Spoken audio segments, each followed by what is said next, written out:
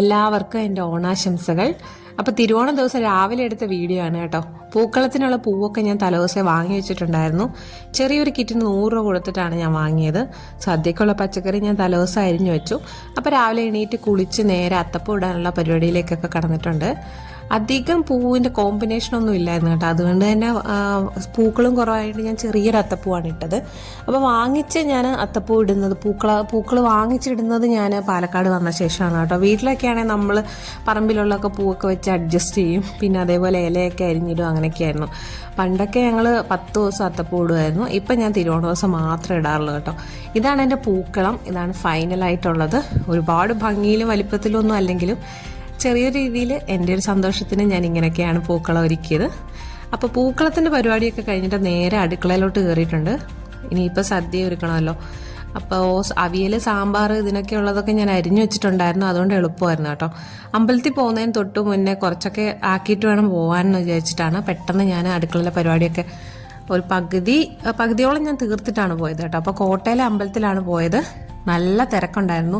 തിരുവോണ ദിവസം ആയതുകൊണ്ട് വലിയ തിരക്കില്ല. അപ്പോൾ 11:30 ആയതുകൊണ്ട് തിരക്ക് കഴിഞ്ഞു എന്ന് ഞാൻ വിചാരിച്ചു. പക്ഷെ അപ്പോഴും നല്ല തിരക്കാൻ ആളുകൾ വന്നുകൊണ്ടിരിക്കുകയായിരുന്നു. പിന്നെ ഇവിടെ മെയിനായിട്ട് എല്ലാവരും ഫോട്ടോഷൂട്ടായിരുന്നു കേട്ടോ. ഓണം ഫോട്ടോഷൂട്ട്. നല്ല ബാക്ക്ഗ്രൗണ്ടൊക്കെ ഉള്ളതുകൊണ്ട് എല്ലാവരും ഫോട്ടോ എടുക്കായിരുന്നു. ഇതാണ് കോട്ടയിലുണ്ടായിരുന്ന അത്തപ്പൂക്കളം. മഴ പെയ്തൊക്കെ നശിച്ചു പോയി, എന്നാലും നല്ല ഭംഗിയുണ്ടായിരുന്നു കേട്ടോ. അമ്പലത്തിൽ നിന്ന് വന്ന് നേരെ ഞാൻ പായസം ഉണ്ടാക്കാനായിട്ട് തുടങ്ങി. പാലട പായസമാണ് വെക്കുന്നത്. വീട്ടിലൊക്കെ ആണെങ്കിൽ അടപ്രഥമനായിരിക്കും കേട്ടോ. ഇവിടെ വന്നിട്ടാണ് ഞാൻ പാലട പായസം കൂടുതലായിട്ട് വെക്കുന്നത്. അപ്പോൾ ഒന്നുമില്ല, മിൽമയുടെ ഇൻസ്റ്റൻ്റ് ആയിട്ടുള്ള പാലട പ്രഥമൻ്റെ കിറ്റ് കിട്ടും. അത് പാലിലൊഴിച്ച് തിളപ്പിക്കാത്തുള്ളൂ. പിന്നെ ഞാൻ എക്സ്ട്രാ ഇച്ചിരി നെയ്യൊക്കെ ചേർത്ത് കൊടുക്കും.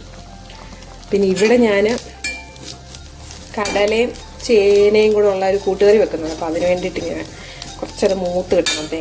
തേങ്ങയും കറിവേപ്പിലയും കൂടെ ഒന്ന് മൂപ്പിച്ചെടുക്കണം.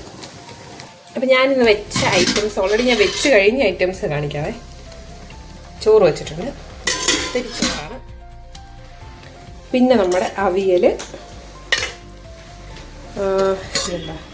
ഇത് പരിപ്പ് കറിയാണ്. ഇത് പയറും ക്യാരറ്റും കൂടി ഇട്ട് തോരൻ വെച്ച്. ഇത് ഇഞ്ചിക്കറി. ഇഞ്ചി പുളിയല്ല, ഇഞ്ചിക്കറി. പക്ഷെ ഞങ്ങളുടെ സ്റ്റൈലിലുള്ള കറിയാണ്. ഇവിടെ ഇഞ്ചി പുളിയാണ്. പിന്നെ ബീറ്റ്റൂട്ട് പച്ചടി വെച്ചിട്ടുണ്ട്. ഇനി പപ്പടം വറക്കണം. പിന്നെ സാമ്പാർ, ഇത് രാവിലെ ഇഡ്ഡലി സാമ്പാർ വെച്ചു. അപ്പം സാമ്പാറുണ്ട്. ഇനി ഞാൻ നമ്മുടെ കൈതച്ചക്ക പച്ചടി, പൈനാപ്പിൾ പച്ചടിക്ക് വേണ്ടിയിട്ട് അരിഞ്ഞു വെച്ചിട്ടുണ്ട്. ഇനി അത് വയ്ക്കണം. പിന്നെ അതേപോലെ തന്നെ നമ്മുടെ ഈ കൂട്ടുകറിക്കുള്ളതൊക്കെ ഞാൻ വേവിച്ച് വെച്ചിട്ടുണ്ട്, കടലയും ചേനയൊക്കെ. അപ്പോൾ അതും കൂടെ ഒന്ന് സെറ്റ് ചെയ്യണം. പായസവും പപ്പടവും വറക്കണം. അത്രയും കൂടെ ഉള്ളൂ, പരിപാടി കഴിഞ്ഞു. പിന്നെ എനിക്കൊരു ഉപ്പേരി ഉണ്ടാക്കണമെന്നുണ്ട്. സമയം ഉണ്ടെങ്കിൽ ഞാൻ ഉണ്ടാക്കും. ഫൈനലി സദ്യ റെഡി ആയിട്ടുണ്ട്. അപ്പോൾ ആദ്യം ഞാൻ വിളക്കത്ത് വയ്ക്കും. വിളക്കത്ത് ചോറും കൂട്ടാനും ഒക്കെ വിളമ്പി വെച്ചിട്ടുണ്ട് കേട്ടോ. അപ്പോൾ അതാ ഞാൻ ഉപ്പേരി ഉണ്ടാക്കിയിട്ടുണ്ട്.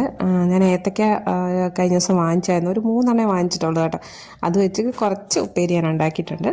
ബാക്കി പിന്നെ കൂട്ടാനെല്ലാം തോരൻ, ഇഞ്ചിക്കറി, പിന്നെ വന്നത് ബീറ്റ്റൂട്ട് പച്ചടിയുണ്ട്.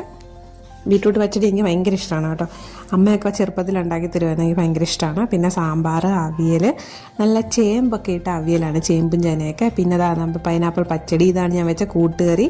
പിന്നെ നാരങ്ങ അച്ചാറുണ്ട്, മാങ്ങ അച്ചാറുണ്ട്. ഇത് രണ്ടും ഞാൻ ലുലു മാളിൽ നിന്ന് വാങ്ങിച്ചാണ്. അച്ചാറൊന്നും വെക്കാൻ സമയം കിട്ടിയില്ല. പിന്നെ പപ്പടം, പരിപ്പ്, പായസം, ചോറ്. അപ്പോൾ ഇതൊക്കെ കൂട്ടി ഇനി ഒന്ന് കഴിക്കണം. ഉണ്ട് കഴിഞ്ഞാൽ ഒരു ഉറക്കം, അത് നിർബന്ധമാണല്ലോ. അപ്പോൾ ഇതൊക്കെ കഴിഞ്ഞിട്ട് വേണം ഇനി ഒന്ന് കിടന്ന് ഉറങ്ങാനായിട്ട്. രാവിലെ തൊട്ട് നല്ല ക്ഷീണമുണ്ട്, സദ്യയൊക്കെ ഉണ്ടാക്കി. അപ്പോൾ ഇനി കഴിച്ചിട്ട് നേരെ കിടന്നൊരു ഉറക്കമൊക്കെ ഉറങ്ങി. വൈകിട്ട് ഒരു ബർത്ത്ഡേ ഫംഗ്ഷൻ ഉണ്ട്, അപ്പോൾ അതിന് പോകണം. ഈ സദ്യ കാണുമ്പോൾ എല്ലാവരും വിചാരിക്കും പേപ്പർ വാഴയിലാണല്ലോ വിളമ്പുന്നതെന്ന്. അപ്പോൾ ഇവിടെ വാഴയിലക്കൊക്കെ നല്ല റേറ്റാണ്. നാവിലക്കൊക്കെ ഞങ്ങളുടെ തൂശനിലെന്ന് പറയാം, അതിനൊക്കെ 20-30 ഒക്കെ വാങ്ങിക്കും ഒരെണ്ണത്തിന്. അപ്പം ഞാൻ നേരത്തെ വിഷുവിൻ്റെ ടൈമിൽ ഞാൻ പേപ്പർ വാഴയില വാങ്ങിച്ചു വെച്ചിട്ടുണ്ടായിരുന്നു. അപ്പോൾ ഇന്നത്തെ ഓണത്തിൻ്റെ വിശേഷമൊക്കെ ഇവിടെ തീരുകയാണ്. കുഞ്ഞിനെ വെച്ചൊരു ഫോട്ടോ എടുക്കുക അത്തപ്പൂവിൻ്റെ അടുത്ത് നിർത്തി എന്നൊക്കെ വിചാരിച്ചു. പക്ഷെ അവൻ ഭയങ്കര അലമ്പായിരുന്നു. അപ്പോൾ എല്ലാവരും ഹാപ്പി ആയിട്ടിരിക്കുക. ഹാപ്പി ഓണം.